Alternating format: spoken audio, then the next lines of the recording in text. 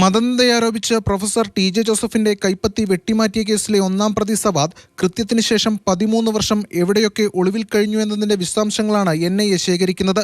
സംഭവശേഷം ഇയാൾ നേപ്പാളിലേക്ക് കടക്കുകയായിരുന്നു.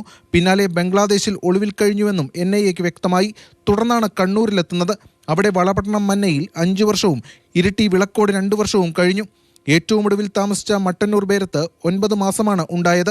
സവാദിനെ പിടികൂടുന്നതിന് NIAക്ക് സഹായകരമായ ഒരു ഘടകം കുഞ്ഞിന്റെ ജനന സർട്ടിഫിക്കറ്റിലെ പേരാണ്.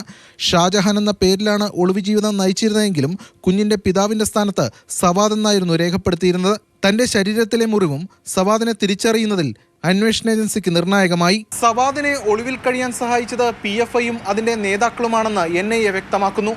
അവർ ആരൊക്കെയെന്നത് സംബന്ധിച്ച് അന്വേഷണം ആരംഭിച്ചിട്ടുണ്ട്. സവാദിനെ സഹായിച്ചവർ കേസിൽ പ്രതികളാകും. കൈവെട്ട് കേസിന് പിന്നിൽ പോപ്പുലർ ഫ്രണ്ടാണെന്ന് അന്വേഷണ ഏജൻസികൾ നേരത്തെ കണ്ടെത്തിയിരുന്നു. PFI നിരോധനത്തിലേക്ക് നയിച്ച സുപ്രധാന കേസായിരുന്നു ഇത്. സവാദിന്റെ വീട്ടിലെ പരിശോധനയിൽ കണ്ടെടുത്ത സിം കാർഡും 2 മൊബൈൽ ഫോണും ഫോറൻസിക് പരിശോധനയ്ക്ക് അയക്കും. സവാദിന്റെ തിരിച്ചറിയൽ പരേഡ് ഉടൻ നടത്താനാണ് നീക്കം. ശേഷം കസ്റ്റഡിയിൽ വാങ്ങും.